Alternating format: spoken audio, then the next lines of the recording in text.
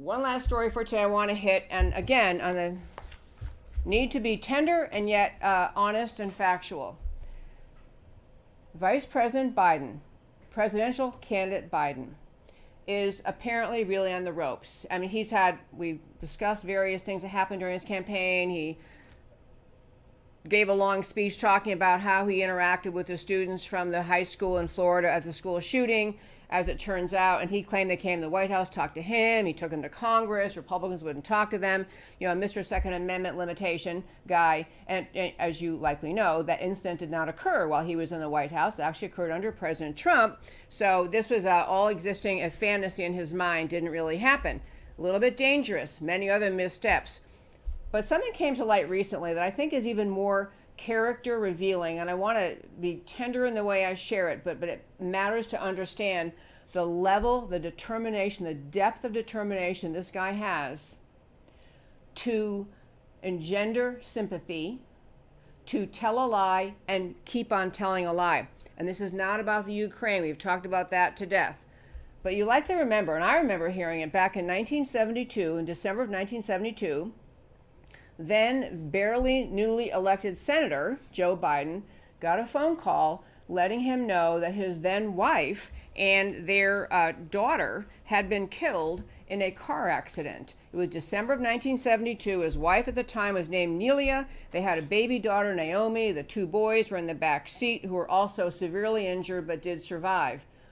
No one on the planet Earth wants to get that phone call. Horrific, no end of sympathy for someone to have to go through that. Having said that, it has become part of his campaign stump speech, his bio, that he, Biden, suffered this loss of his wife and his daughter at the hands of a drunk driver.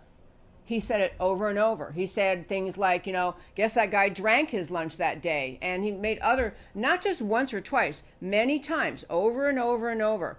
Well, now the daughter, the adult daughter of that truck driver whose truck collided with Mrs. Biden's car, and that truck driver passed on, but his daughter, who's and not at the time, the truck driver passed on years later, but the adult daughter is coming forward to saying, we're really tired of this. We want this man, Biden, to start telling the truth.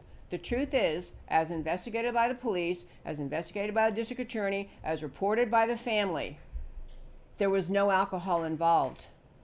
The accident occurred because the first Mrs. Biden, and I'm sorry because people make mistakes all the time driving and it doesn't have this horrific consequence, she had a stop sign. The truck that hit her did not. The truck driver that hit her, causing the accident, he jumped out, he tried to render aid. I mean, he did everything that you would want someone to do in that case. He wasn't drunk. There was every investigation at the time, and of course police came, and there was no reality to that claim. And there's no place that claim came from except the imagination of Joe Biden. And yet for years and years, this gets melded into his bio, how he speaks of himself, how he engenders sympathy. Of course, you'd be just as sympathetic to lose your wife and daughter, no matter what the circumstances, but to falsely accuse an innocent man of being drunk and who did not cause the accident. And that man, says his adult daughter now, she said every year we get around to Christmas time, the accident was December 18th, Mrs. Biden was headed out to buy a Christmas tree with the kids in the car. So December 18th, she said every year my dad went into depression that time of year where he didn't even, what's her language, he didn't even like to celebrate Christmas.